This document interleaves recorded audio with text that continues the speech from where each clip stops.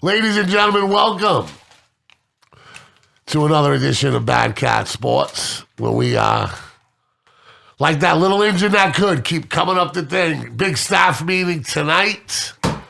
Should be an interesting. I mean, we got a lot going on here, man. And I'd like to welcome you to the Super Bowl preview and prediction show at the Route 6 Auto Mall Kia Studios at Podcast City. Let me repeat that.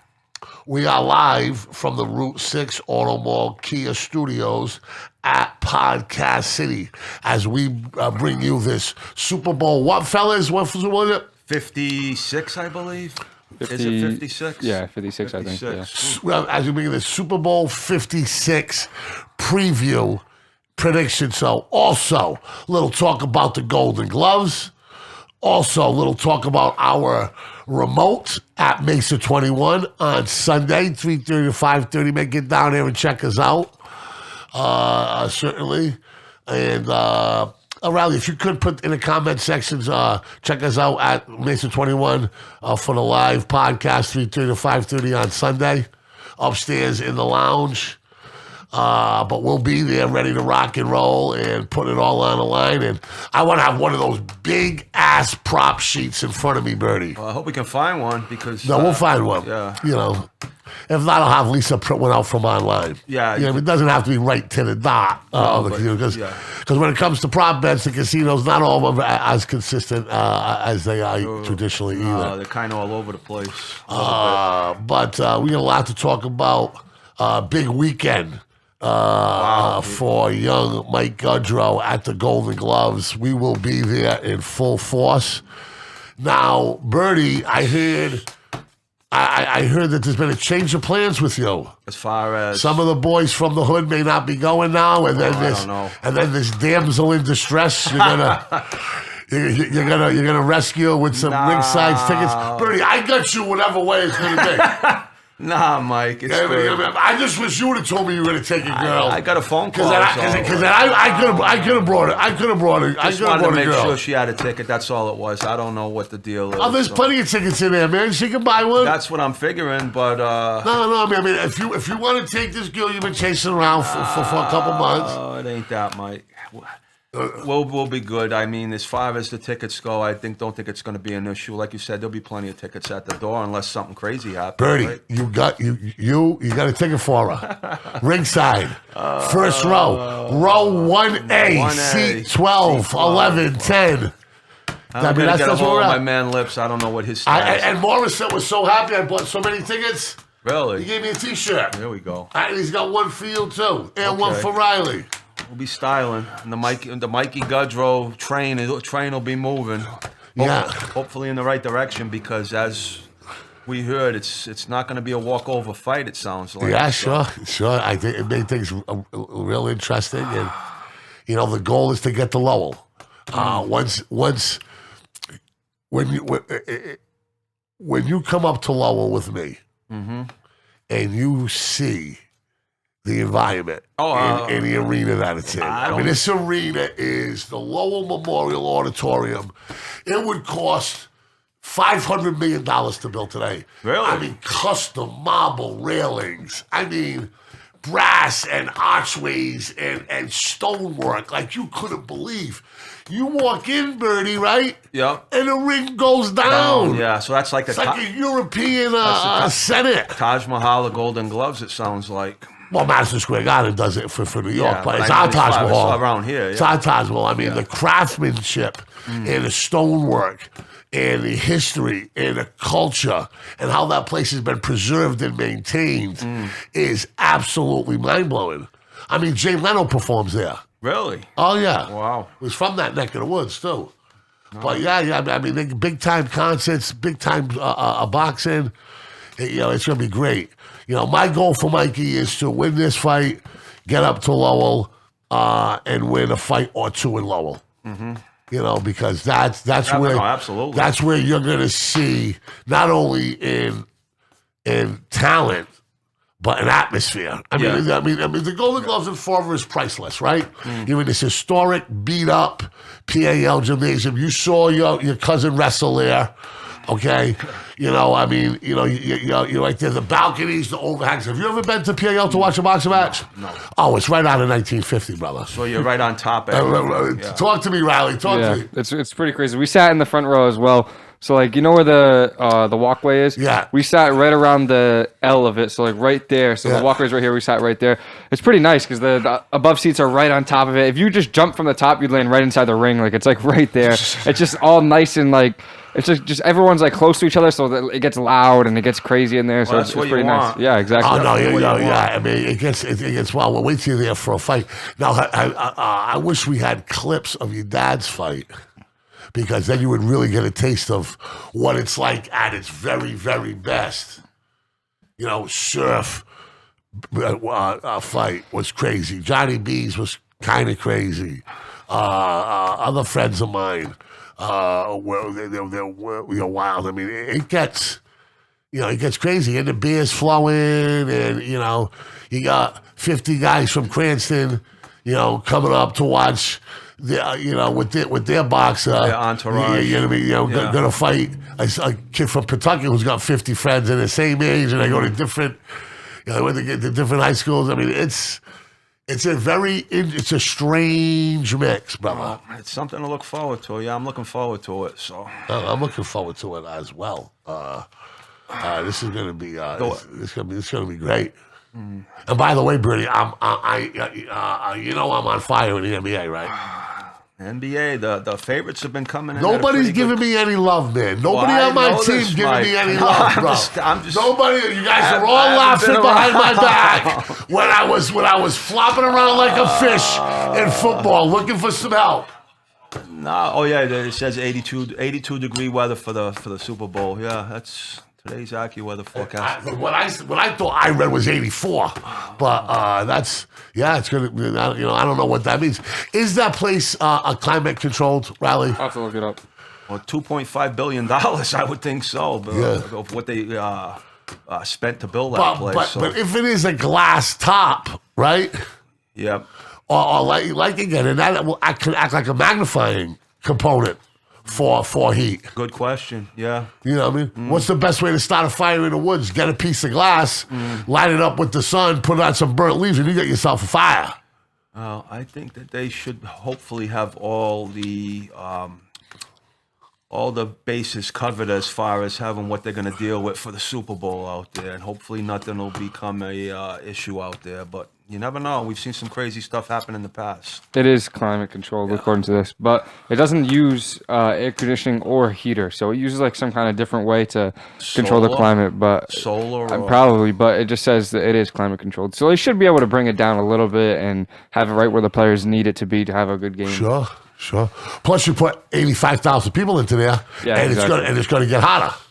That's right. Yeah, that's just natural. That's that. You know what I mean? And then you put 250 TV cameras with lights. Oh, absolutely. And it's going to get hotter. Yep. Right. You would think so. Absolutely. So it's LA. They better not fuck this Super Bowl up. The Hollywood stars are all going to be out. Oh, boy. And we're definitely looking. And that's why I'm rooting for Kansas City. It's not Kansas City. Sorry. It's been a long couple of days, folks. That's why I'm rooting for. The blue collar team. I'm rooting for the Cincinnati Bengals. I am simplifying this shit. The Mid-America team. I am it's class warfare, bro. It's the rich versus the poor. It's the haves versus the have-nots. It's real football fans versus fake football fans. It's David versus Goliath. It's everything that is wrong with sports, with buy-in championships to one of the ultimate underdogs. Okay? And anybody who scoffs at that is crazy. You're 100% right, because I'd be willing to bet. Is there a more polar opposite place than Los Angeles than Cincinnati? I couldn't think so. No. Cleveland, Cincinnati, Pittsburgh, those are all around That's the what same. I'm talking about. Yeah. Is there a clearer, a more definitive culture divide than that? I wouldn't think so. Come on. I mean, people in Cincinnati are waking up eating sausage and drinking Steel City beer. I mean, they're having people in LA are waking up eating tofu and having guacamole shakes. When we see LA in the past, we usually correlate it with Laker games, and at Laker games, I love LA. You see all the Hollywood people, Jack Nicholson, Diane Cannon, used to be Penny Marshall. But you know why I don't have a problem with that? But they were solid Laker fans. That's what I'm they were about. at the games. Without question. You didn't see now. They were there the other night. You're going to see at They were there. That crazy director who wears the crazy hat and he's got the one looks like a cowboy. No. The Laker fans are legit. Yeah, that's what I'm saying. I got no problem with that. Billy Crystal's legit fan. What I'm going to translate this into is, what are you going to see Sunday when you see the boxes and the Rams celebrities when they stop panning in on all these? I'm sure it'll be crazy. Like, did you see Antonio Brown's got a suite? Did he really? Yeah. Okay. He's the head of Dadu, right? Wow. What's Kanye West's new brand? I have to look it up. He just made president of Kanye Kanye West's sports company. Antonio Brown is the president of it. There'll be some partying going on in that suite. I'll tell you that much. You better line the door because the po-po gonna be knocking. Where's all the shit, Antonio? Give it to me. Give it to me. He better have some blinds or something to block the cameras from getting off into that suite. Officer, why'd you pull me over? We just wanted to see if you were looking for drugs, alcohol, blah, blah, blah, blah, blah. Oh, yeah, that's exactly what I'm doing. Can you help me find it? Because we've always had an issue as far as the Ram fans. We've talked about this on the show a few times as far as the... Sure. We know the Charger fans are in a bad spot out there. That we see that the Charger games are flooded with opposing teams, but that's been happening for how long, Riley? Rams forever were the Chargers. Yeah, I remember before in their old stadium, it wasn't that full, and the Broncos fans would be there. Even the Chiefs and the Raiders fans. If you're freezing your ass off in November in Denver, you can take a Southwest airline flight for $80. To go to San Diego for the weekend. And go watch a team beat the Chargers. Go beat the team, smack the shit out of the Chargers, right? Yep, go down there, go to the Gaslight District, party, hang out, do whatever you want to do, get back on a plane, Monday morning or whatever, you take back out Monday from work, blah, blah, blah, and you're back. Well, it'll be interesting to see what the fan comparisons are in the stands. I mean, I don't know if they're going to distribute equal amounts of tickets to the Bengals for this. Oh, they will, without question. The ticket prices are crazy. Will the people from Cincinnati be able to afford that? How many people can? No, they'll find a way. I mean, those ticket prices are crazy. I saw the cheapest one was $4,000 or something crazy like that. Really? Yeah, something ridiculous price like that. They're going to pay for that. That's a new stadium. That's going to be a pricey ticket, especially in a new stadium. But yeah, are you worried about the Bengals fans getting priced out? Well, it's possible. I mean, like you said, Mid-America. We've also seen a couple of the playoff games where the Rams stadium was oversieged by visiting fans. So it's not out of the question that somebody decides, you know what, if I can make a big profit by selling my tickets, maybe putting them on the secondary market. So I don't know. Who knows? But there'll probably be a few, just because even people in LA have starting to like Burrow, so might as well be. If they're not really fans but they like Burrow, they might just show up in a Burrow jersey, and that might it looks like a Bengals fan, but it might just be a guy who likes Burrow. But I think it's going to be tough to fly all the way to LA, pay that money. Nobody is originally from LA. Very, very, very rare. It's from everywhere. So you got people. I mean, I couldn't walk 2 blocks without somebody say, "Yo, Boston, big," it's crazy out there. So. It's out there. Plus people in Kansas City, they're taking money out of the bank to go to this. I mean, if my father worked in a steel factory around the docks in Cincinnati, okay? If he worked the river and worked his balls off, union job for 35 years, and he retired a couple of years ago, and I'm his son, I'm walking in saying, Dad, listen to me. How many people die without spending all their retirement? How many people, Birdie, we've talked about that, people on your job, right? Oh, absolutely. They walk off the job. Oh, my God. They're dead 6 months later. That's why I tell guys, get out of there quick as you can. This is, when Burrow, things are going to change, but you've been waiting a long time for this, brother. Go to L.A., experience it. Yeah, I just don't know. Rent a small little convertible. You and the people, you drive down Santa Monica Boulevard, there's 1,000 stories about it. I remember when me and my brother and friends of mine from here, when we would hit L.A., we'd all meet up at the hotel, and My brother and those guys were they were fashionistas, right? So they would just go shopping for a day. So they go into an Old Navy and just buy clothes that they probably never wear again. You know what I mean? And, cheap. You go in there getting that thing and hitting Santa Monica Boulevard. Coming out styling. Santa Monica Boulevard with the Ferris wheel and all the action there. And Santa Monica Boulevard is still nice and windy. It's not like Ventura Beach. Yeah. And the beaches are now. Those places are a little bit run down. But it's just enjoy that experience, that West Coast. Go for a swim in the Pacific Ocean. If I'm a Kansas City Bengals fan, I am going all in on this. Well, that's the question right now. Because when are the stars going to line up like this again? That's right. You know what happened with Dan Marino, right? You never know. Not just that. Next time they make the Super Bowl, because I think they will. Next time they make it, it could be in Minnesota, and they don't. You go to. Who wants to go on vacation to Minnesota? Sure, I want to go on vacation to watch my team play the Super Bowl, but you're gonna sit inside all the time because Minnesota's cold. It could be in Houston. Exactly. Well, how about when they had it in New York during the blizzard at exactly. the Giants Stadium? Could be in New York. It could be anywhere. LA is the perfect place. It's going to be warm. There's so many different things. Yeah. The polar opposites. If you want the experience of a Super Bowl, go to LA. Yep. This is going to be the one. Now, hopefully they don't fuck it up, okay? But go to this and enjoy it, and listen to me. Once in a lifetime. Birdie, how many times we talk about guys that work union jobs and work their ass off and never get the opportunity to look at my mother? Yeah, look at my mother. Yeah.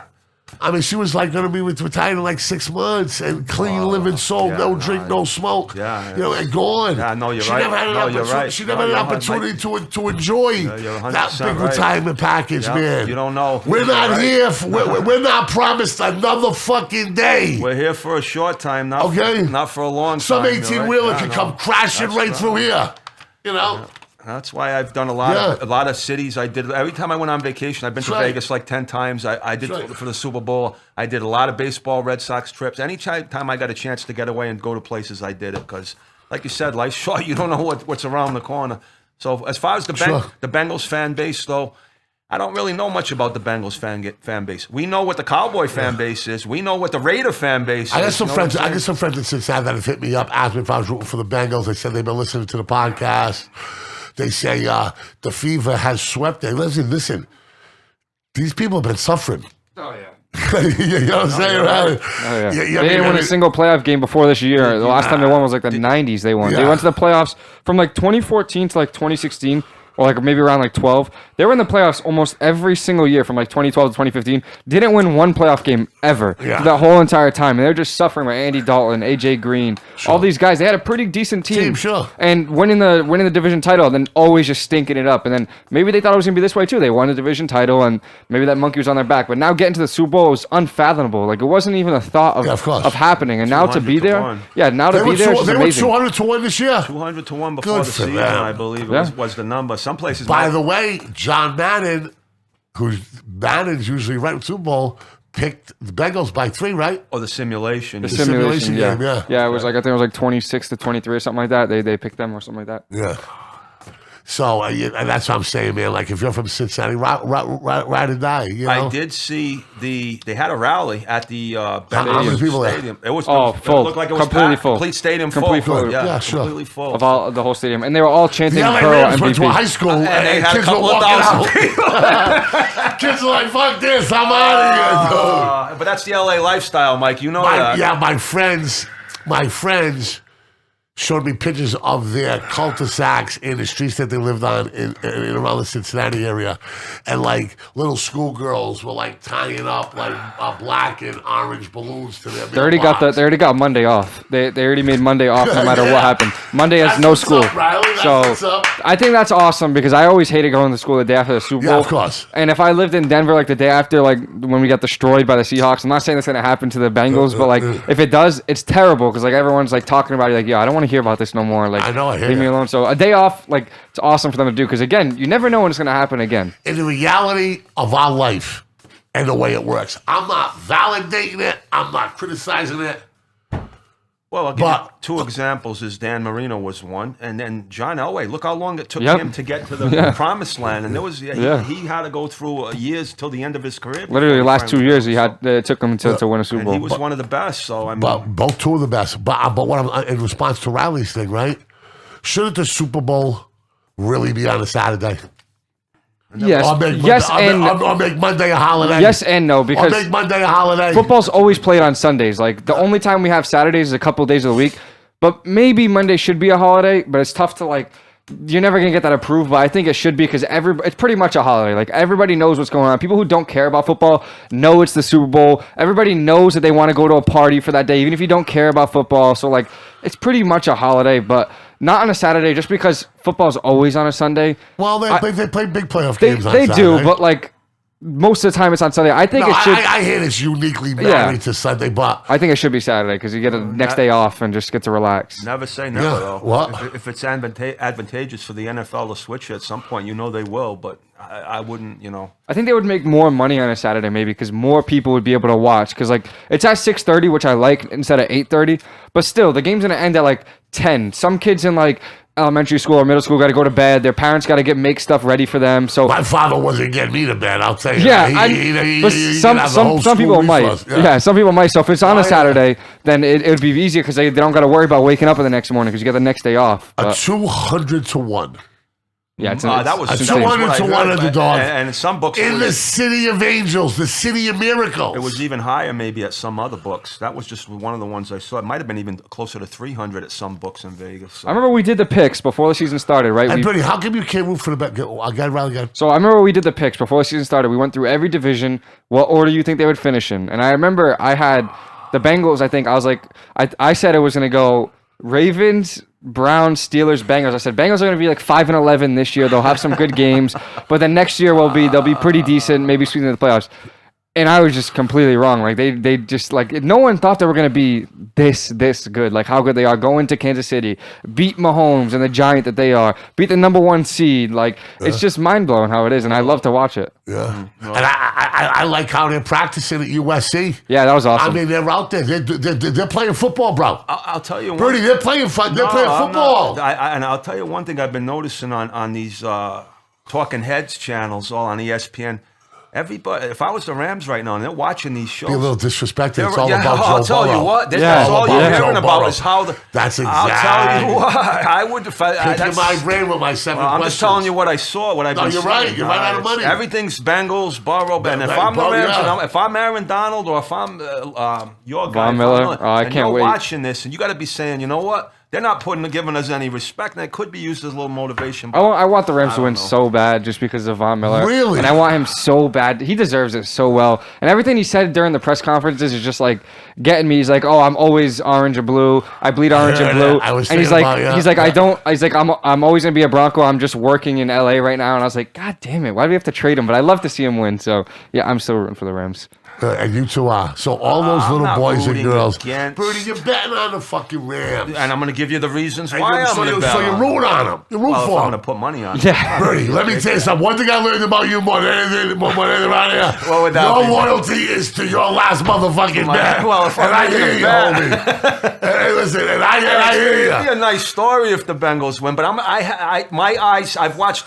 these teams all year. It's a great story, by the way, either way. My eyes tell me that there's a big mismatch. This game's going to be a big mismatch in certain areas that I can't see. I watched Around the Horn when he talked about the Bengals' ability to keep Burrow off the turf and sacked and interesting. He only gave up 1 sack against Kansas City, but this Kansas City pressure is going to be a lot more this LA Rams going to be a lot more like the Titans who sacked them 9 times. Even better. It's going to be like that, even better. You know how you said you're going to simplify the game by just picking who you want to win, bet on who you want? Yeah. I'm making it terrible for myself. I want the Rams to win, but I'm betting on the Bengals. Yeah, I don't know why you do because that. Because the money value is in the Bengals, but my heart wants the Rams. So either way, no matter what happens, I'll be happy. You know what I mean? I want the Rams to win, but the value is in the Bengals, points-wise, not money line. Makes you more happy, though, right? Von Miller makes me really happy. All right, except for So you're going to root for yourself to lose the bet so Von Miller can win. I want the. You and I both know that ain't motherfucking happening. I want the Rams. I want the Rams to win. I want the Rams to win by 10 or less. That's what I want. Is the Rams to win by 10 or less? Sure. So you're watching it in a box, huh? Yeah. 8.5 on the tees. 10.5 Oh, on the 10, tees. you're right, Yeah. 10.5, Oh, 10 because it moved down to 4. But yes, I'm making it way more hard on myself. But you're doing it the right way. If I was doing it your way, I would just bet straight Rams. by the eye Just test. watch the game how I want to play it. Yeah. But I am going by eye test. I think the Bengals are going to lose, but I think their offense is way too good to not keep it close. I think they have so many weapons. If they get within 60 yards, McPherson can pound it in for 3 points, almost guaranteed every time. They get down the field like this with Jamar Chase. You get the ball in his hands, you can go all the way down the field. So I do think the Rams are going to win, and it might be too much. But their offense is so good. The Bengals' offense is so good, and they can score so incredibly fast to be able to keep up with that defensive line. Go no huddle. Go down their face. Make them a little bit tired. So I am going both ways. But The only two things that I have a little bit of concern about the Rams, and I've discussed this with you before. You guys are decimating my preparation. No, I'm just giving you two. I'm glad, though, because we're right on point, because I got all this in here. Two things that cause me to be careful with the Rams. One is Stafford has a propensity, I'm going to use that word, to throw a bad pass at key points in the game. We've seen that with the 49er game. We've seen it and he does it in bad spots of the field, deep in his own end zone. That was. However, he's got a 121 passer rating for the playoffs. it's been insane this except for that duck he threw up that almost cost him the game against the 49ers. But they all had bad throws this year though, because Burrow had one down the sideline, Brady had one, Rodgers didn't play well. Like they all had their couple bad throws. But Stafford, if you look at his whole playoffs this whole year, he is not on point. He has not played bad. He honestly, in my opinion, has been the best quarterback in the playoffs this year. Burrow's played fantastic, but what Stafford has done with this team and just put them always in a position to win, making pretty much no mistakes outside that big duck that he threw. If I'm Matt Stafford, I'm like, I've been doing this at a high level for a long fucking time before Joe Burrow was even. And that's all the talk is about. And I think that's a great story for the Rams as well. Like, sure, they're rich, they're powerful. They bought. Yeah, I guess it's bought. never going to be that story. Because Exactly, it's going to end soon. Never going to be that story. But it's going to end soon, and this is their window. It's going to close because they're going to lose a lot of players. And to trade and get Stafford, right? A guy who never won a playoff game, only made it to 3 playoff games, and now they're in the Super Bowl with this dude who played on the Lions, in my opinion, probably the worst organization in NFL history, and now he's in the Super Bowl as soon as he goes away from that team. It's a great story as well. Like, this is a great player that was being held captive by a terrible franchise. Now he moves away to one of the best, like a really good franchise, and now he has a chance to be immortal in that city. Well, as far as the Rams buying their way into this, they put their chips on the table. Yep. But there was a price to pay. Yes, This ain't There's like no future with the Yankees. No future. Whereas you can just reload every year. Can I tell you what the best thing the Rams ever did for their franchise was? Moving to LA. Back to LA from St. Louis. You want me to tell you why? If you're a free agent, you want to go to Cleveland or you want to go to LA? St. Louis, Yeah, you know what I mean, you want to go to St. Louis or you want to go to LA? But Look at what LA and that vibe and that spirit has did for Odell Beckham Jr. Jalen Ramsey, Aaron Donald, like those guys are like, sure, they would want to play for the Rams, but if they were in St. Louis, why would they want to stay in St. Louis? Now we're playing in LA, we're playing the best stadium in the whole entire country. And one of the most famous cities in the world, if not the most famous. No, I think that was Odell's thought process. Rather than going to 10, we saw the weather in Green Bay when they played the playoff game. And he didn't want no part of that. Who wants to play in that? The fuck is Odell Beckham going to do with his purple fucking hair in Green Bay? They'll fucking lock him up if he's walking his dog fucking around the block. What's he going to do? Be playing in that weather, I can tell you that much. That's been a great move for them, Odell. I think he's going to have a really good game. Another guy that you got to keep an eye on in this game because he looks like right now this is the Odell Beckham Jr. that came out of LSU. This is a reborn guy who they expect for the first time in his life. He's a number 2 guy, and he's seeing individual matchups. He's not getting double teamed. He's fitting perfectly. And Cooper Kupp has opened away for him. But before we get into that, there's a few more things we're going to talk about because it's going to be all football for most of it, okay?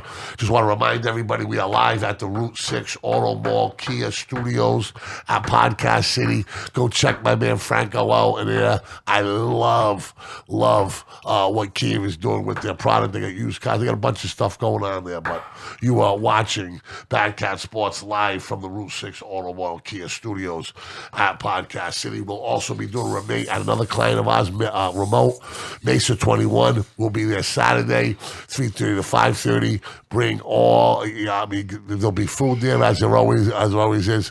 Come down there. Come on the show with us. Get interactive. Come one, come all. Looking forward to that. And we got the Golden Gloves on Saturday night to support young Mikey Gudrow at the PAL. Be loud and be proud. One of four of his favorite young sons put it on the line in the Golden Gloves. We'll be there. I'm not sure with my my co-guest and co-host. Oh, I'm going to be there. Gonna be there. I told you already I'm going to be there. If he's gonna, I don't know if he's going to be there or not. Mike, here's the plan. You know how that Okay, goes. let me run this by you real quick. Here's the plan. Yeah.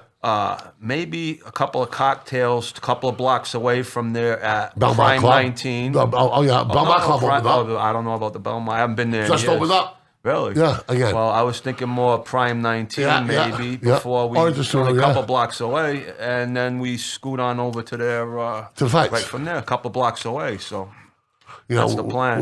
We go to fights, and then if you want to pay your respect to Waney, we'll go to Yanks Club after that. Hopefully that'll Right after Mikey's fight, still we're be gone. No, I understand that. Are you coming with us? Yeah, I should be able to. So you are. Yeah. All right, cool. That's good. Because I get your ticket here. Right? Perfect. I'll be ready. All right. So there's supposed to be 10 scheduled fights from what I heard, right? For the Golden Gloves? I don't know. That's what I'm hearing. Let me explain something about boxing, right? And we talked about this 100 times. Yep. When we've been looking for places to have the events. They could have 15 scheduled fights, but they could only be 10. You don't know who's going to show up. Yeah, Yeah, I man. hear you. And I hear you. I was told that young Mike was going to fight around 7:30-ish. Okay. Okay? All right. 7:38. Now, do they usually hold the most bought ticket for the fight? And to the end, yes. Later on. But this is what I'm going to do. I'm going to get on the phone with Paul Morrison. I said, Paul, don't fuck around. Tell me when Mikey's fight. We got things we got to do. We got to bounce around. That's good. Because if he's going to fight last, then we can bang out Elks before. That's what that's why absolutely. That's exactly what I'm saying. 100%. Yeah. Okay, we're on the same on the same page. So you're gonna bring this young lady that you've been courting around. You're gonna bring her in the bumper car over there or what? I gotta refresh you on a couple of things. Okay. We're not young anymore. You guys look young. And I haven't been courting them like so. Birdie, I know who it is. The woman used to babysit me, Birdie. Yeah, that's correct. And tell That's me, correct. when I rolled out the list of people that babysat me, Yes, Birdie. Michael. Yes, Right? Michael. You want me to put the names on? I'm No, not going to no, do no, that. no. I'm not going to do it. But I saw your eyes go like this and every other guy. God, yeah, well. Am I lying? No, we're not questioning any of that. I rolled it right on. I said, these were some of my babysitters. Whoa. Miss Fall River, Homecoming Queen. I don't know. They like my mother. They like my. What are the old thing they said? They like my mother, right? You're doing something right. They like my mom. They all respected my mom. My mom was a young mother, pregnant, right out of high school. That didn't happen all the time back then. You know, she went from a different student to being pregnant, high profile family, high profile husband. You know, it's like, boom. You know, That list was very. and believe me, my mother would go up and down the people in the project, right? I always didn't want Gina. I wanted Sully or one of those guys. So and I remember when she'd be really stuck, she'd be like, "Get in here, you Sully! Don't fuck this up." What? How did Diane get tied in? Was she from that area? Phillip Street. Where was that? That's on the Boston Around that Road, where area. Featherton Okay. Country Club is. Okay. And I believe that she lived on Downey Street for a little while, right? No, I didn't know it back then. Yeah. She's from Eastern Avenue, I always Yeah, thought. that's the same thing. Yeah, same thing. Okay. Eastern Avenue, that's our neighborhood, right? So she got roped into it too. But yeah, I was blessed. And unfortunately, no babysitters tried to take advantage of me when I was, you know what I mean? That never happened, sadly. My brother, not so much the case, but me for sure. So what's going, God? So we got Saturday Golden Gloves, Yeah, Sunday Super Remote, Bowl yeah. remote at the Mesa, yeah. and then Wednesday Bayern Munich. Bayern Munich. Sure, yeah. And then I don't know And about Sporting Man City. Tuesday with Jimmy's sport thing, right? Yeah. Look at the smile on his face when you say sport thing. Yeah. Now, ladies and gentlemen, the undefeated, undisputed sports talk champ as far as the eye can see, under 21, the Flash, Rowdy Riley Arruda. Riley, man, are you ready for the Super Bowl, dude? Yes. Really? Yes. This is my first one participating in as a gambler, so it should be fun. But Really? Oh, yeah. yes, never before. But again, like I said before, I've been going really good with the NFL, like very good. But I'm not only gonna be playing the same amount as I usually do. Nothing crazy, nothing more, nothing less. So, Smart man. so Come just on, take my you NFL gotta runnings bang and take my NFL runnings and run because Right. I did pretty good. Right now, you got 30 seconds, okay? Yep. And we need timestamp on this because this is getting cut out tonight, okay? We are going to video boot camp. Birdie, you are an elder statesman. Yeah. You are proxy. and an unpaid employee. You are you have a great angle. You don't have to do whatever. You can do whatever the fuck you want to do. And you will never be fired. when you will never do it, right? All right. Right now, 30 seconds. Tease bet, straight bet, parlay bet. What are your plays? Okay, so straight bet, I would do Evan McPherson over 1.5 field goals. He's hit that whoa. every single week of the. He's hit it every single week of the playoffs. So that's my straight bet. My it, tease get is it, easily get Bengals it, 10.5. get it.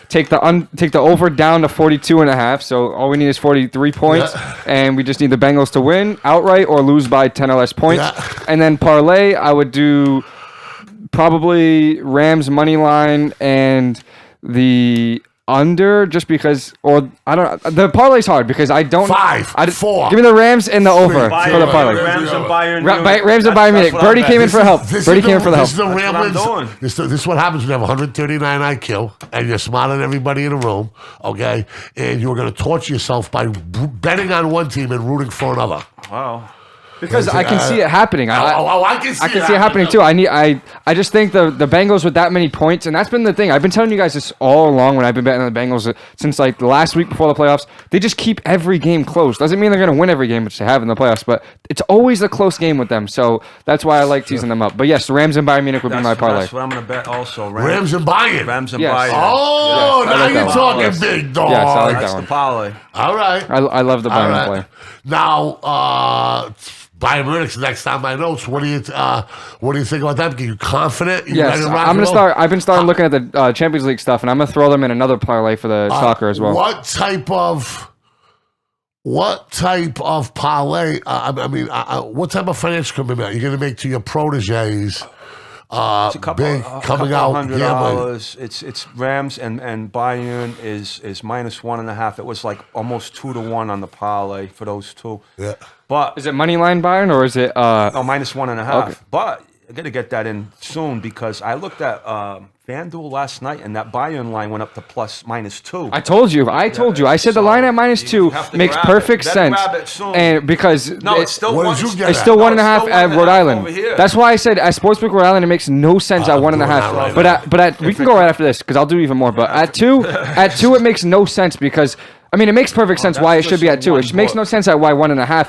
But you're completely right. I think that 1.5 is where, telling you and what that's I why I saw. bet it. Yeah, I know. That's why I bet it. Literally, I think it was last year. I bet it. 2021, but I bet it when it first came out because when I looked at it, I was like, this makes no sense. And there's 2 months for this line to go up. And that's why I did it back then because it just makes the line was just amazing value. And at 2, I wouldn't touch it. So if you guys are listening to this, and by Wednesday, if it's at -2, I would not touch that just because they need to win the game by 3 goals. And that's a lot of goals, even for a team like Bayern Munich. You could get a push, but 1.5 is where the absolute most value is at. Push the loss in soccer, no? No, a push.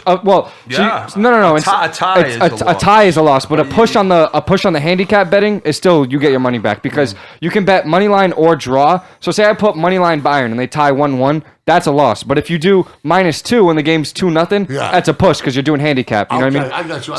So you get the push with the -2, but it's not worth it. Don't do -2. We need to get that before it's 1.5. Scare me there, Birdie. I thought it was. I Well, thought it was that's at- why I wanted to bring that to your attention because I saw it last night when I took a quick peek at it. So, Yeah, we got to get on the there. game's Wednesday, so you got 5 or 6 days. Hopefully, it won't move any. Birdie, what's going fights with your dad. I called your dad. He's a little under the weather.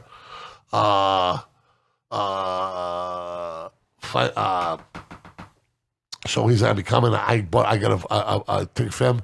You got to get with your boy, and we got to find out what's going on here. Because You know, like that. Like once people know that I'm sitting on ringside. You know, I'll get back to him either tonight or tomorrow morning. Put it this way, I just talked to my boy Kenny Fiola, and I put out this. And listen, Ken, I got some ringside seats if you want to rock and roll. You know, that's how we're gonna that's we're gonna go check young Mikey out. You know. Yeah, no, I'll have an answer for you soon. So what's going on, Birdie? That's about it. You ready for the Super Bowl, brother? It hasn't been really like a long wait. It's kind of like, you remember we used to wait and we used to agonize over the 2-week wait. This with so much going on, it seems it hasn't been the wait hasn't been that bad. Yeah, absolutely. The wait's bad for me, just because there's even a bigger game for me than the Super Bowl this weekend. Saturday, Chelsea plays for the final of the Club World Cup. So if they win that, they'll be the champions of the whole entire world. So they'll take the treble. Yeah, well, yes, the treble of Europe, but not because we don't win the Premier League. But we've never won this trophy. This is the only trophy we've played in that we've never won in our history. So I really, really want them to win this so bad. They're playing Palmeiras, which is a Brazilian team, which is going to be a tough game just because Brazilian teams are always playing European teams well. Now, where is this game at? Saudi Arabia, because they take the thing. The whole Club World Cup is in Saudi Arabia because a couple of teams are from there. But nice weather instead of playing it in like Brazil where it could rain or whatever. But I'm very worried for that game, so I'm going to be very... If you see me on Saturday and I don't look too well, that's Chelsea. Don't ask how they did. That's Chelsea. Yeah, if I'm wearing the shirt, then you know that they probably won. So. Who plays for Chelsea? Is that Ronaldo? No. So our big, you know the biggest. Listen, you're gonna stop paying attention. He will Wednesday.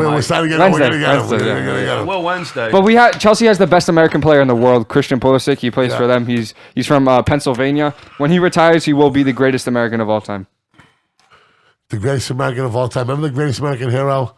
Nothing matters to me. Well, the greatest American in soccer. Sorry, not the greatest American athlete. You will never reach Michael Jordan or Tom Brady's level. Speaking of Tom Brady, you see that jerk off list that Serena, and I love Serena Williams.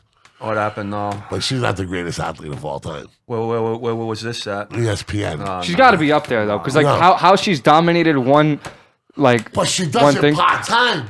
Yeah, I don't think she is, but I'm saying she should be up there. To me, she's not number one because, like you said, part-time. But to dominate one sport that much, that has to have something to it. But not to me, she's not the greatest. To me, it's MJ, Brady, those two up there, probably 1 and 2. She's got to be in the conversation, though. Yeah, she does. Yeah.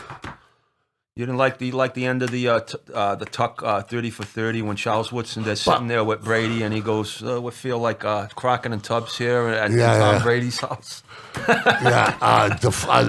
Deflategate is also kicking up some bad shit. They covered it on PTI and Around the Horn today. What about it? Why? Do you know who was the leak? Do you know who was the leak?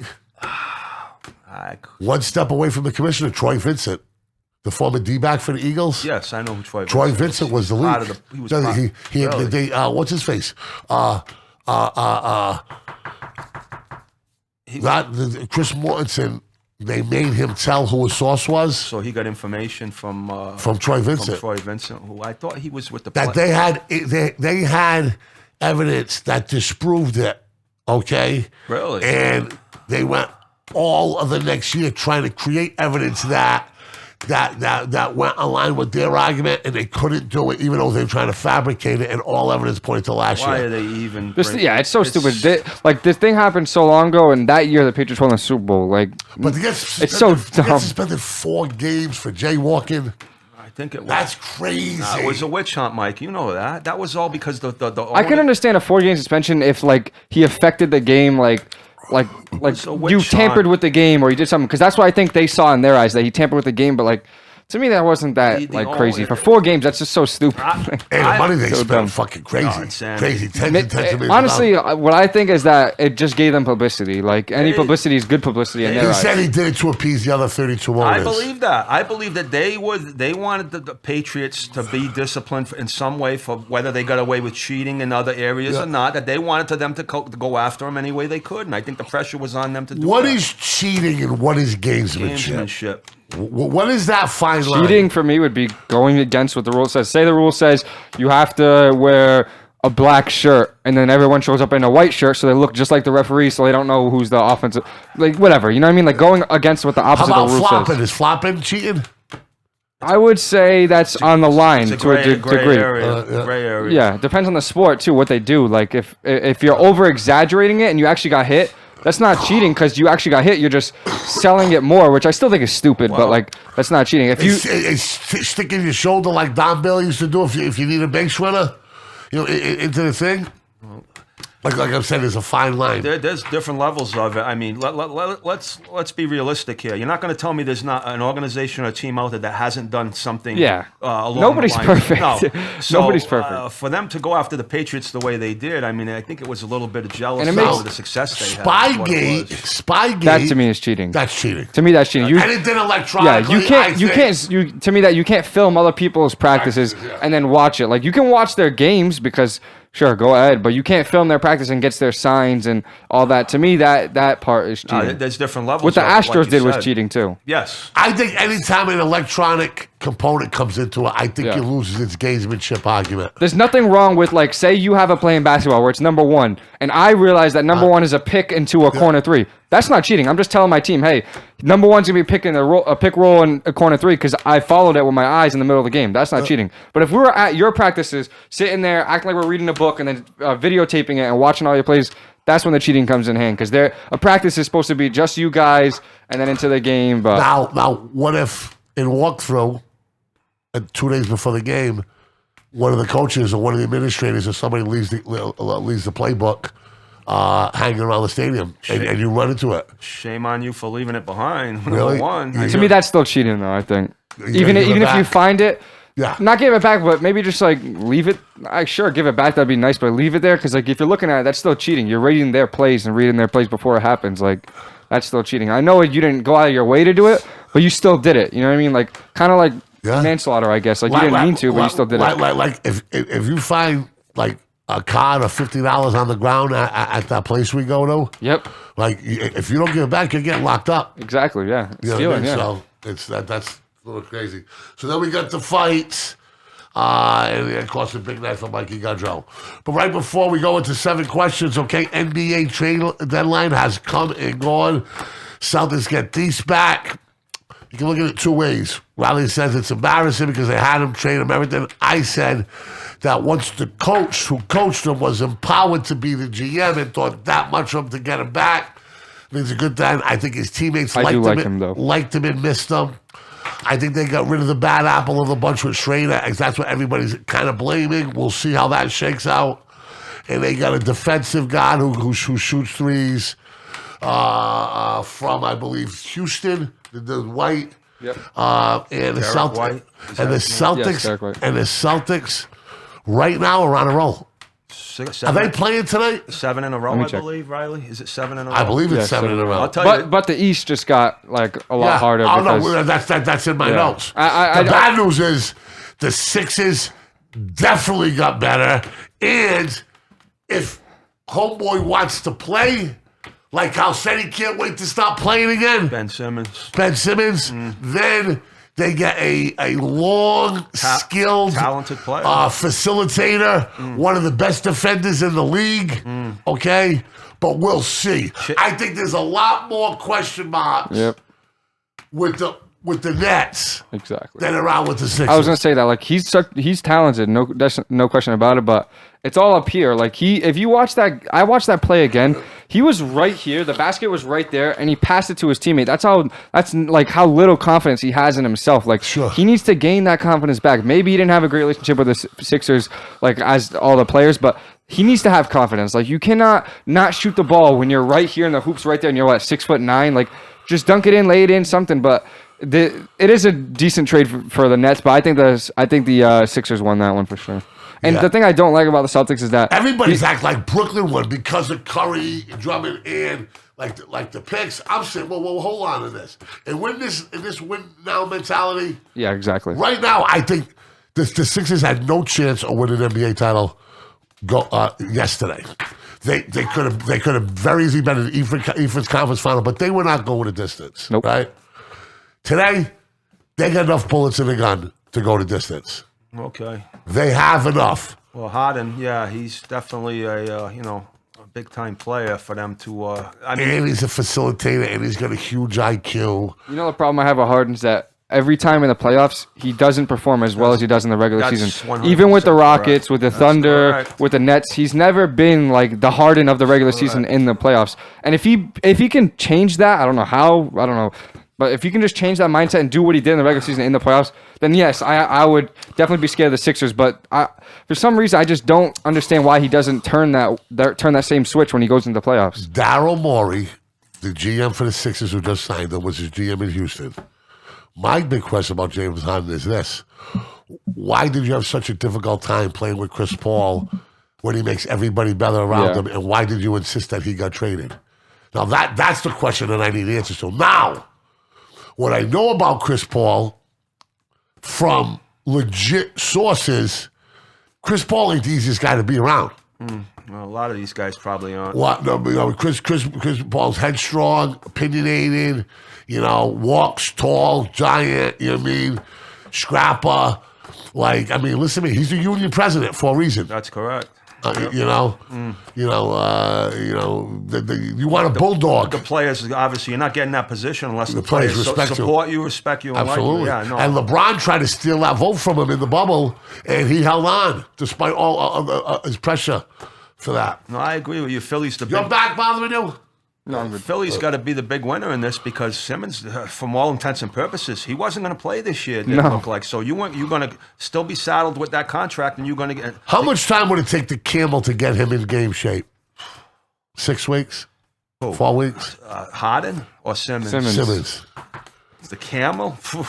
He might break Like, these can't guys. go When he's too- going to can't put go them too through. fast with these guys. Yeah, I know that. That's what I mean. You You gotta really like. Yeah. But has Simmons been like working out? Like, do we Look a know? little heavy, look a little top. Yeah, heavy because today. like he's just been sitting there for how long? The season started in October, sometime around there, like 3 months already, 4 months already, and you're doing like no high level If basketball. You can work out all you want, but you're not in a game. Thank you. But here's the deal, though. If you really want to play this year, and you're about everything that you were saying today, and about this trade, how you one time so much, then how can we not win a personal trainer on some beach in California, running the dudes and working out? 100% right. I mean, you're not playing. Oh, Zion, You're Zion, the same thing. Well, how did they let him get out of shape like that with all the money that they had invested in that? But like It doesn't make you any can sense. do all of that, but that's not game speed. Being like he hasn't played in an actual game since what, like June? Without question. June, like sometime around there. With some trainers, you can get real close. Yes, and the guy yes. that we're talking about. Yes. But it's the pivots and the reactions. Exactly. Reactions. You haven't played in like 9 months. That come into it. But before you can start high intensity training, brother, you need a base. Conditioning, yes. You need a base there. That's why So listen to me. Starts with My conditioning. base, I'm conditioned enough to handle what you throw at me right now. Yes. Yep. All right. You're right. Let's You're rock right and roll. about the base. Absolutely. And You need you know, that base. you know what's If you terrible? don't have that base, it takes you about a month to get that base up and running. You can't go from here to here. You have to take the steps to get there. Like you said, I agree 100%. As he's trying to take those steps, right? It's going to be so hard because Kyrie can only play away games. KD is still out right now. So he's trying to work himself up. Kyrie's only playing away games. KD's trying to get back to full fitness playing like this. So by the time they're all trying to get back into the team, the Nets could be like out of the playoffs. I'm not saying they're not going to make it. They might not. They probably will make it for sure. But if they get into the playoff game, like the play-in game, and they play, let's say, the Celtics or something like that, and they lose that one game, then they're screwed. But it's just going to be so hard because all these pieces are trying to get in at the right time for everything. Man, let me ask you a question. You're an opinionated guy. You're stubborn. You're well-researched. If you were a coach or a general manager, this is a free country, first and foremost, which supersedes everything, okay? Would you allow Kyrie Irving, would he still be on your team? Yeah. would. I would. For the Nets, I would trade him away, but I would tell him, like, yo, this is nothing bad about this. We just need to do better for our team. I completely understand your stance, but I don't think it's good for the Nets just because he can only play away games. So you would trade him? I would trade him, but I wouldn't, not because of what he did. I would only trade him because I want to help the Nets, if that makes sense. Like, I would tell him no bad. But that's what it's about. The only way he can help the Nets is if he plays in games. But I wouldn't force him to do anything he doesn't want to, if that makes sense. But you would trade him. I would trade him, but I would tell him, look, I completely, I personally agree with what you do, and I have nothing wrong. If you were allowed to play on my team unvaccinated at home, I would let you. Yeah. But I have to trade you for the better of the team, but I still back you 100%. keep doing what you're doing. Your And then I would personal find a opinions. team. I would find a team that would allow him to play all the games, which is tough, but You got to match do his that. contract up. That's probably the And, biggest. he might have first. He might be able to refuse certain Yes, teams. yes. We don't know what's in the laboratory of Right that. of first refusal. Celtics are rolling. If they won 7 straight, is that what the number is? I'm just guessing. I believe. I and know they're now there's- playing tonight again. 2 days off, huh? Oh, they've been playing. I was surprised about that. They're not playing tonight, the Celtics. I don't know. I mean, I looked at this There's sheet. another big trade might be going down. They said Porzingis might be going to the Wizards. he went to the Wizards. Oh, Porzingis did went to go? the Wizards, Wow. yeah. Okay. Well, from the Mavericks. That's another guy that's been an enigma, Mike. I could never figure that guy Yeah, out. let him go, dude. He wants to shoot Talented 30 guy, footers. So we got the starting 5 for both All-Star teams. So for Team LeBron, you got LeBron. This team is ridiculous, but LeBron, Giannis, Steph Curry, DeRozan, and Joker. So, I mean, I don't understand how that is even a team. And then the Durant team, Durant is hurt, so he can't play, but he still picked the team. The team is Embiid, Ja Morant, Jason Tatum, Trey Young, and Andrew Wiggins. So you got young boys. I know, You but I got so think much. LeBron's team is miles Does Andrew ahead. Wiggins belong a first-team All-Star? Not a first team All-Star, but he definitely belongs as an All-Star. He's been really good this season. I watched him. He played okay, yeah. He Better than he played was okay last year. I know that. Utah rolled him. Olympic news. The last ride of Shaun White, who was world famous for his skateboarding, the flying carrot top, and his snowboarding. NBC's really, really pumping this up. Certainly, this type of drama is exactly what NBC wants to bring this. Is there a big enough culture to have people watch this guy do his last ride? Are you gonna watch it, Riley? I His don't think generation, I don't think nowadays, just because like it's changed. Even when I was growing up, like the Olympics was still cool, we would still follow it, but now I just don't know what happened, but it just like completely changed out of nowhere, and like feels like nobody really cares about it. Like people have it on the background, but you can't really name anyone, you can't really do anything. But it's just weird. But maybe to watch Shaun White because he's like, I don't want to say iconic, but he's up. Oh, he's iconic. But he's up there, and you can spot him after that. So be like, hey, you want to watch this? He is the offspring of Tony Hawk and the Z-Boys and what started in empty pools in Los Angeles and morphed into Snowboarding, television shows yeah. and billions of dollars worth of endorsements for sure. Okay, are you ready to play 7 hot questions with the Hurricane? Yes. Rock and roll. I mean, a lot of thoughts and opinions on this. I'm saying that people tell me I shouldn't read them. I said, well, if I write them, what difference does it make if I fucking read them or not? Right? I know the fucking question that's coming.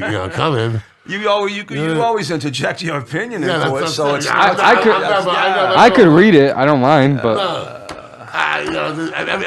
everybody's an armchair quarterback.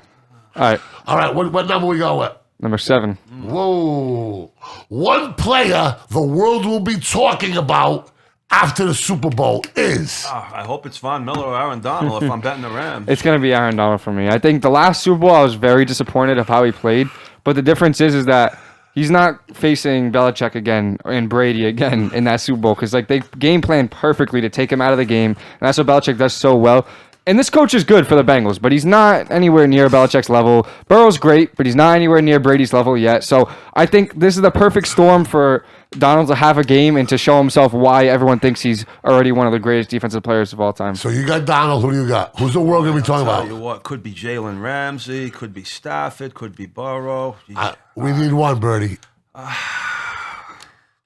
matchups. It's got to be.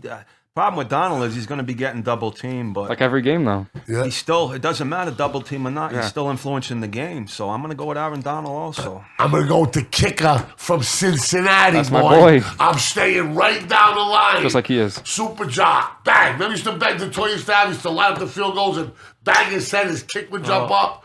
And you should nail it right through the thing. Hey, hopefully he doesn't pull a Buffalo Bills, Better though. be playing with the No. lead because if you get behind in the second half, you're not going to be kicking field goals. And No, but they stall out a lot, the Bengals do. And depending like, on what the score is. and you can guarantee he's going to make it Birdie, for you. I got my pick. You got yours. You say tomato. I say tomato. I actually picked Cooper Kupp originally. Was the guy, so I'm going to go back to my original pick was Cooper Kupp. Whoa, than you're Aaron changing your Donald. pick? No, because that question was kind of similar to the one last week, and I answered Cooper Kupp, so that would make a little more sense. I'm going to go with Cooper Kupp. All right. What number you on? Number one. What does Cincinnati have to do first and foremost to win this football game? Sure, very simple. Very, very. Figure out a way to somehow slow that offensive line down. Defensive line. I'm sorry, defensive line. And good luck. That's the only thing I can tell you, because they're going to come at you from every direction. To me, it has to be control the ball, keep it in your hands, don't get any turnovers, and kill the clock. Just don't let the Rams have the ball for an extended amount of time. Don't go 3 and out. Hold the ball at least for 4 or 5 minutes. Just kill it. Have Joe Mixon, give it to him, run it. It's going to be tough to run against them, but just keep beating those tackles and just control the ball. They have to out-scheme the LA Rams. I think it's going to be about schemes. When you can't do it with grit and muscle, then you're going to try to do it with coaching. And the problem is, the coaches on the other sideline aren't fools, so they'll be prepared for that. So I think the chess matchup, I think they have to win the coaching chess matchup as they've had to get here. So that's where I'm at. Question number 2. Who is the most important player on the Rams? Riley? Important is, again, I think it's Aaron Donald, because I think they gave him the money for the reason, and he's been their best player, again, in my opinion, in the NFL for the last 2-3 years over any player. He just influences every single play. He makes the other guys better around him. When he gets to the quarterback, now Ramsey can make a play for a pick. If 2 guys are on him, now Von Miller, Leonard Floyd can make plays. To me, he's the most important player. I agree 100%. I do not. I think Cooper Kupp gets him going. Well, this is a guy that will influence the game single-handedly. He's going to either have to be double-teamed, and it's going to create openings for everybody else on that defense. And if they don't double-team him, they're creating a nightmare for themselves. But he's not the first D lineman that's had to be double-teamed. I understand that, but he's also the emotional leader of this team, Mike. If you watch the playoff game against the 49ers, at the end of that game, when they were down 10 points, he was on the sideline. He was screaming. He had them in the circle, the defense, and he was screaming and telling them, listen, this is it. This is time to show up right now. So to me, he's the key. He's the biggest key on that team. Most important player on the Rams, I believe, is Cooper Kupp. I think that he gets them going. He bails them out on 3rd and long. He always makes the big catch, the big play. He's a money player. I like Cooper Kupp. All right, question number 3. Will the Los Angeles Rams coach be able to shake off his awful performance in the first Super Bowl, or will it come back to haunt him? Never mind the first Super Bowl. How about what his game clock management was in the game against the 49ers, which was atrocious? And that's another thing that worries me about this game. Riley, you know exactly what I'm talking about. No timeouts for 11 minutes in the game when I went off on that rant. I couldn't believe that when he challenged twice in one game when he's only challenged once all year. That was insane to me. And 2 plays that you knew that you were going to lose on. That didn't make any sense. He's very good offensive play caller. He's very good as far as emotionally keeping his team in the game. But his game management skills, he's got to calm down a little bit, or he can't. This is a part of the game that I'd be a little bit worried about. So yeah. I think Sean McVay could be a problem. I think he's already talking about not getting too complicated, oversimplifying things. Keeping a focus, not trying to tinker and make too many adjustments, trying to explain away his last performance. I think it's weighing heavy on his head, and that can never, ever be a good thing. So now, to the degree, who knows? No, there's more pressure on the Rams to win this game than there is the Bengals, obviously, based on, the Rams being there before. But the Rams should win this game despite coaching mistakes. We've seen that happen. You're 100% right. We've seen teams do it over the years in many sports, despite their coaches. Question number 4. Do you think Matt Stafford is upset that all the talk is about Joe Burrow? Yeah, because it's his first rodeo there too. And I'm gonna give you a little stat that was actually crazy to me.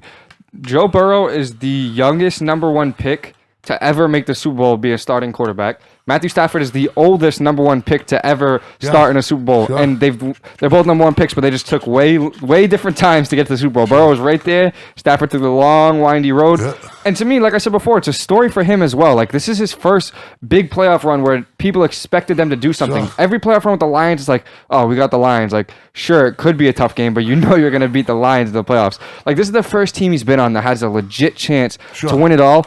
And now they're there, and nobody's talking about him. It's always about Joe Burrow. So he could have a chip on his shoulder, go out there and just obliterate that team like he did the first half against the Bucs, where he just pass, never miss anything. So it could be on his head, but I've never seen Stafford get like super upset or say anything outrageous. Like I've always seen him be a nice guy. So, but he might have that in the back of his head, be like, all right, I need to do something to shut the talk up about Burrow.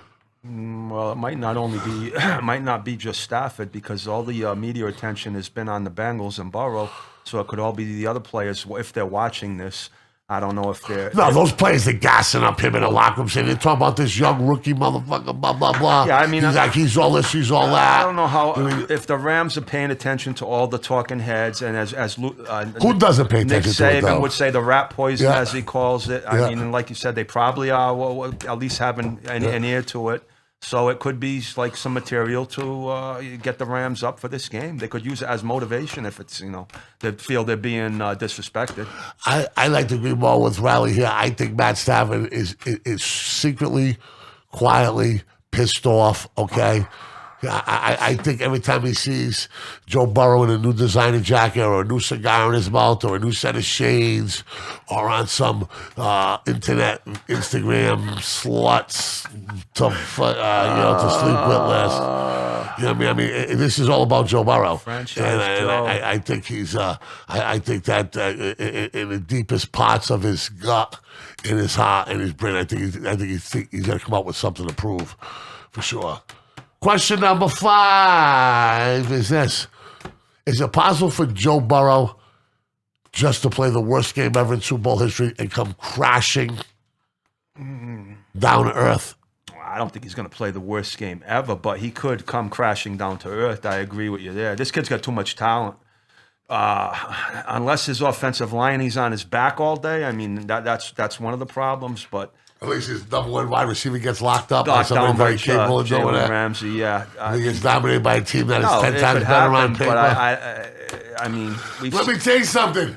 We know this. Today's hero is tomorrow's goal.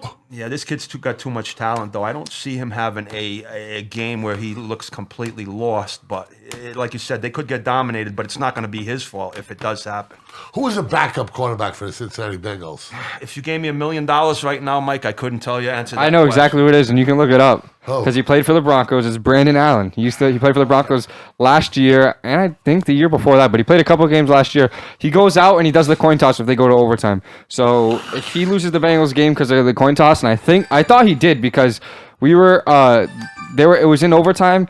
And he went out there and he called heads and it was tails. And I was like, bro, this guy, Brandon Allen's going to lose me another game, because I watched him so many times for the Broncos. But yes, it's Brandon Allen. He's not good. So that would be terrible if he gets hurt. But it is capable for him to play very bad. Like, I don't think he's had huge games in his life before, the national championship game, all these games. But this is the biggest game he'll ever play in. Like, this will have the most viewers he's ever had in his life. More eyes on him ever. Nobody's talked about him more in his life than right now. So maybe it could be too much for him, but I don't think it will. I think he'll play fine. But it is very possible for him to come out here and play this bad, because when has he played a defense this good? Like, this year, has he played a defense this good? I don't believe so. I think the Titans' defense was pretty good, and they were a good defense. He faced the 49ers earlier this year. He did, but I think the Rams have an equal defense to them, because the Rams have some really, really good all-time great players, with Jalen Ramsey, Aaron Donald, Von Miller. These guys are going to go down as Hall of Famers, and the 49ers defense, they're really young and they're really hungry and very physical, but they don't have certified Hall of Famers like this defense does, and players who have been there. It's just it's very possible, especially with that defense. And the stage. Yeah, the stage. Yeah. So let me ask you this, and I'm guilty of this just as much as you. Yeah. I couldn't, coming into these playoffs, name one person on that Cincinnati defense, to be honest with you. I don't know Jesse Bates, he's the safety, and I don't like him just because everyone says he's better than Justin Simmons, who's the Broncos safety. After watching him, I can name 2 players on there that I was familiar with. Was Eli Apple, the cornerback who came out of Ohio State, was with the job. But I'm just saying I knew who he was. And Hendrickson, the edge rusher, Yes, I was gonna say him from too. The Saints, who was having a He's really good. But Eli Apple last game he had a terrible first half, and he is a very key part to that team. Just because if he goes out on Odell and Odell torches him for 120 yards, 8 catches, 2 touchdowns, they're gonna lose the game. They need Eli Apple to go out there and just relax, play his game, and just at least hold them to a little bit of yards. Because they're good. Cooper Kupp and Odell's gonna go crazy, but you gotta slow them down a little bit. Next question. Do you think the Bengals will try to take Cooper Kupp away? And is it possible to do that? It's almost impossible. That's what I'm saying. That's exactly what I said. I think it's impossible. This guy he's going to find a way. Yes, and he's like that starving mouse. He's going to find them crumbs. If you can block up every hole. You can fix every part of your roof. Every part of your founder. He's going to find a way to eat. He reminds me of Edelman and Wes Welker on steroids, being able to well, them guys didn't stretch the field the way this guy does with the deep ball. Them guys could catch all the balls in the slot and in the medium to intermediate routes. Those guys weren't really deep threat guys as much. This guy this guy's got all the tools. He's going to run even in slot. He can run wide. He can go intermediate, and he can beat you deep, as we saw against Tampa. That's why he's almost unguardable. So I don't know how they're gonna attack him, but I know one thing: the recipient of all of his attention is Odell Beckham on the other side, because now you have to deal with him. So yeah, I think it's nearly impossible as well to stop him, because even if they do double team him, put a safety over the top, have the corner follow him around, you could just give the ball to him on a screen pass, and he could just take that as many yards as you need to. He's so good with yards after catch. He just goes in between people like their cones, makes them stop, and I love watching him play, but it's going to be really hard to slow him down. But before, like, the Bucs didn't really slow him down, and they almost won that game too, and I'm not saying that but the Bengals offense can score just as well the Bucs offense can too, so you just have to keep up with them, and I think that's the key. Like, you're not going to stop Cooper Kupp, slow him down, and your offense needs to score as fast as the Rams offense can score as well. There you go. Okay, higher or lower? Are you ready for this? Yep. higher or lower. Are you ready for this? Okay. Joe Burrow, 3 TD passes. Lower. Depends how the game plays out. I'm going to go lower. I'm going to say higher. Wow. Okay. Cooper Kupp, over 120 yards receiving. Lower. That's a lot of yards. 120? I got to go under. Really? That's a lot of yards. That's a lot of yards, yeah. 120. I don't think it's. I mean, It's possible, but like that's a high mark to start it The at. guy had 2,000. The guy had 2,000. 2,000 yards this year. Yeah. He was very close. I'd be happy to No, see he him got the get 2,000 in the playoffs. In the playoffs, overall, yeah. But that's a high mark to start it at. Like, I'm not saying it's impossible, but to start at that mark. No. I'm also saying he's the key. So if you don't get 120 yards passing, they're in trouble. Well, you could get 100. I mean, 120. Oh, boy. Okay. I hear you. That's why we went under, yeah. All right. I'm going to say over again for Cooper Kupp. What is the Vegas line on that? I'll look at that. I'm going to say it's real close. Yeah, maybe. Probably like 115 is my guess. So why are you guys picking my stuff up if the No, sports because book I are think right there? I think that's a lot. I think that number's kind of high. Really? Yeah. I know. 120 yards is a lot of yards. Yeah, that's the only problem. It's just a lot. What does Vegas have it at? I'm trying to look right now. 120 yards. That might be the highest of any receiver since they've been doing prop bets for any Super Bowl that I can. I mean, that's a lot of yards.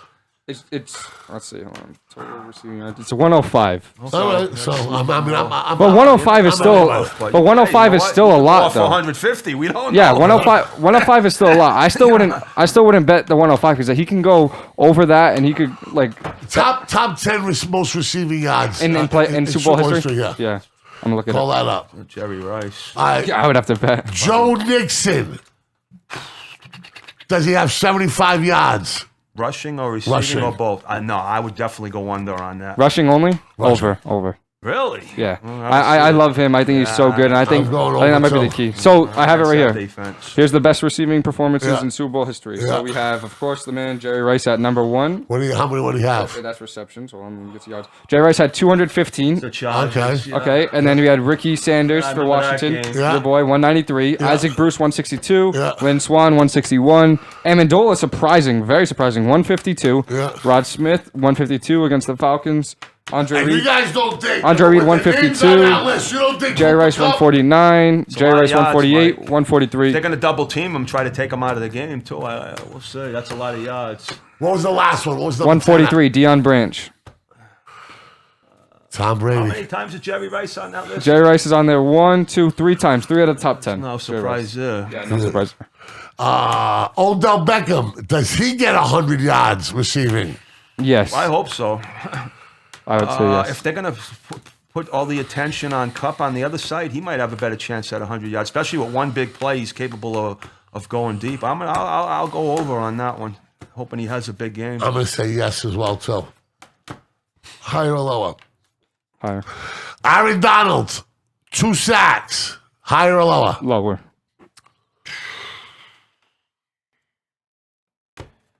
2, huh? I'm going to say higher.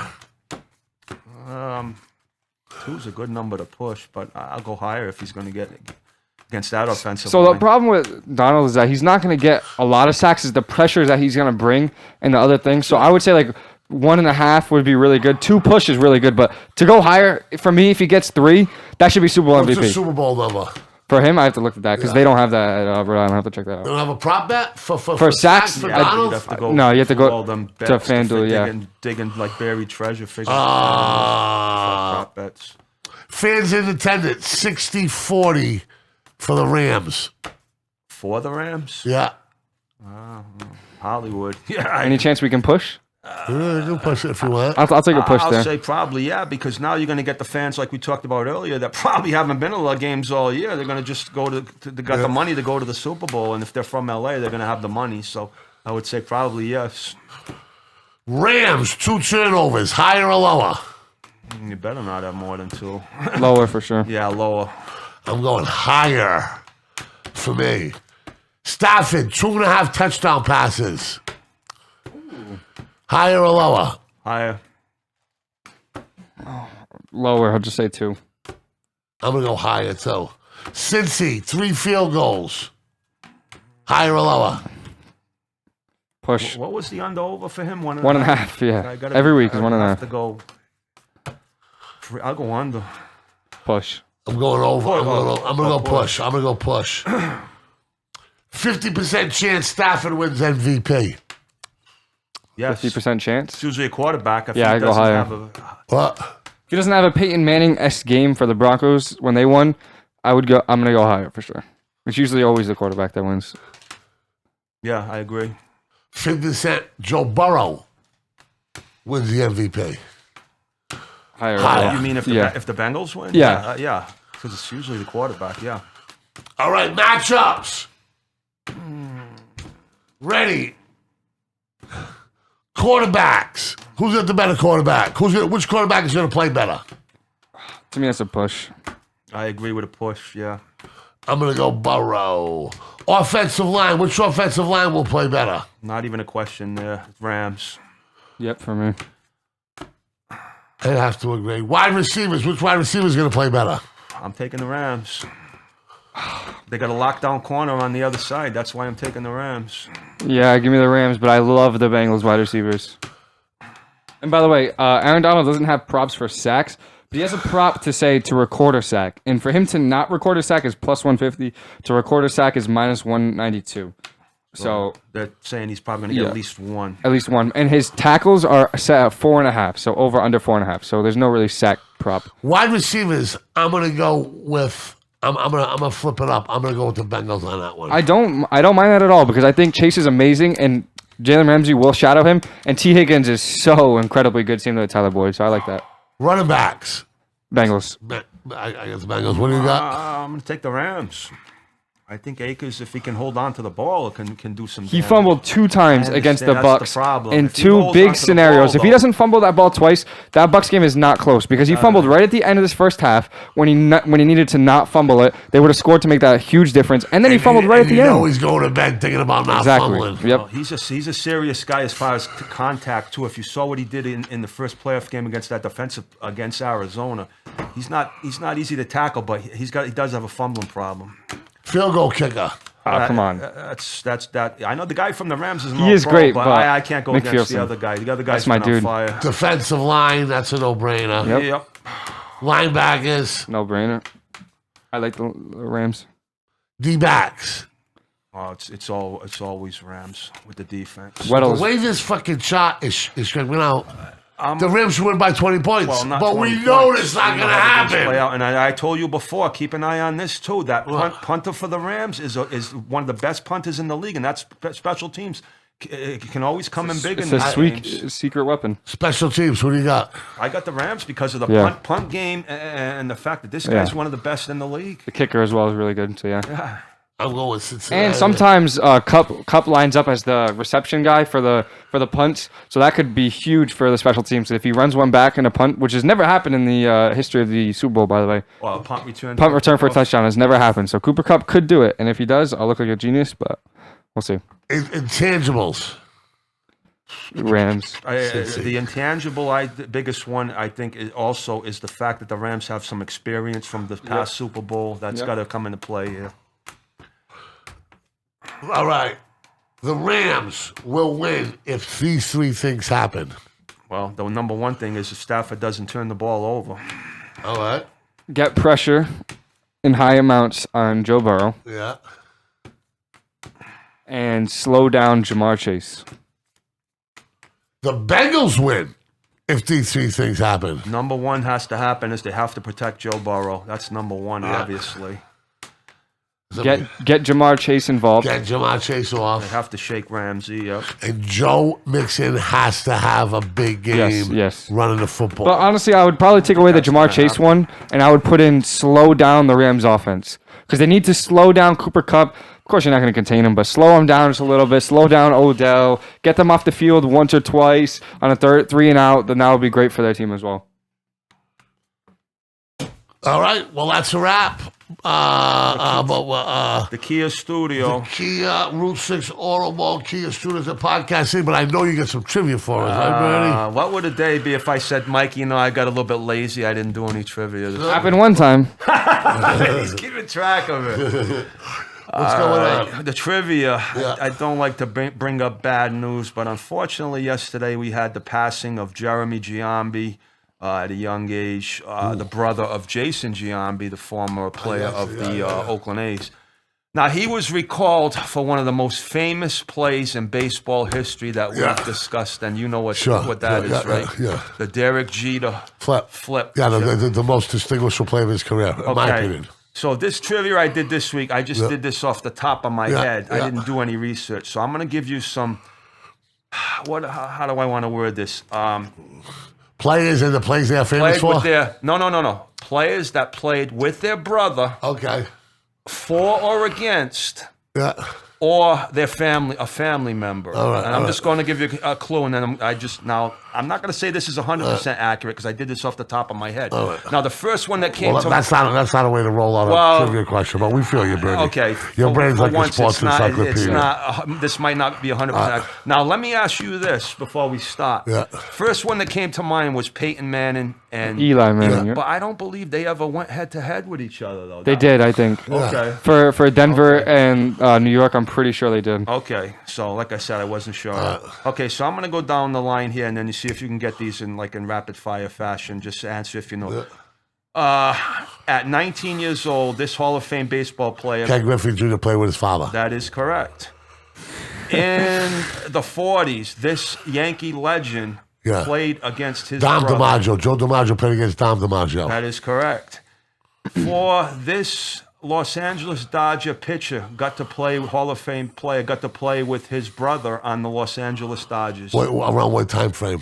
Hall of Fame pitcher for the Dodgers. Hall of Fame pitcher for the Red Sox got to play with his brother on the Dodgers. Hall of Fame pitcher for the Red Sox. Began his career with Pedro Martinez. And what was his brother's Ramon. name? That is correct. This Boston Bruins Hall of Fame player got to play against his brother. Mark Savard? Incorrect. No. Got to play against his brother who was a goalie. Esposito. Tony and Phil. Esposito Tony and Phil, Esposito that is was a thing for Chicago Blackhawks. This NHL Which Hall had the coolest sports uniforms of all time. They were up there. This NHL legend came out of retirement to play with his son in the NHL. Gordie Howe. Gordie Howe, that is That's correct. the Rocket. Gordie Howe, 43 years old, I think. Yeah, he was. For Hartford. I think he might have been even For older the than Hartford that. Failures. Riley, maybe you will know this one. These two brothers played in the losing effort for the Vancouver Canucks against the Boston Bruins last time the Bruins won the Stanley Cup in 2011. Oh my God. Starts with an S, right? The Stastny brothers! That's No, incorrect. no. What? You're, Wait. you're talking brothers in hockey? And yeah. you know they want the Stastnys? What's it? What's They a? didn't play. They didn't play against the Bruins in that final, though, Mike. His last name starts with an S, right? That is correct. Oh my God, it's on the tip of my tongue. They were twins. I know that. I believe that is. They're correct twins. I know also. exactly what it is, but I can't. Oh my God. What's the second letter? I'm gonna have to give you the answer. What? Second letter. The Sedin- Sedin brothers. Sedin brothers, yes, it was on the Matt tip of my Sedin tongue. And the other Yeah. brother, Sundin. Sundin. Yes. But you're right about the Stastny brothers. I didn't have them on the list because I didn't go that far down. Because there's plenty, a lot that these were just off the top of That my was head. great. That Wait, was I got great. a couple more. I got a couple more. That was good. This Red Sox player, at a very young age, would have become a Red Sox legend. And his brother, at 19 years old, he played, and his brother was also on the team that went to a World Series. Tony C. And his brother Billy Conigliaro. Yeah. That is correct. I got three more. Yeah. Riley, you'll know this one. These two brothers played against each other in an NFL playoff game about 3 years ago. One for the Philadelphia Eagles. That one. Jason Kelly and Hang on. no. The other one played for the Chicago Bears. One was a defensive lineman. One was an offensive lineman. The Longs. The Longs. correct. The Chris I was gonna say Long, Jason Kyle Kelly and Long. Travis Kelce have to be on there, right? Charlestown, Mass. Okay, and the second to last one. This defensive player played on the Legion of Boom for the Seattle Seahawks. Yeah. His brother, I believe, was a tight end on that team, and later went to the Patriots. Bennett. Martellus Bennett. Martellus Bennett, yeah. And the last one, I'm sure they played against each other, was the two brothers in the NBA right now that are currently playing. Steph and Lamar, Curry. LaMelo Ball, and Lonzo Ball. You know what? I didn't have both of them, but that was the other two. Steph and Curry Steph. brothers. Brothers, and then you got the twins, the Martin twins. Somebody call the police. The Hurricane is killing Birdie's trivia this week. Shannon Sharp. Yeah, that's another one. Very quick, Riley. Route 6 Automile Kia Studios at Podcast City. We'll be back on Monday. Wow. But you can check us out at Mesa 21 Super Bowl. 3:30 to 5:30. Come Mikey down here, Gudrow, get some rock and roll. squares. Mikey Gudrow, Saturday. Rowdy Riley. The Hurricane. We're out.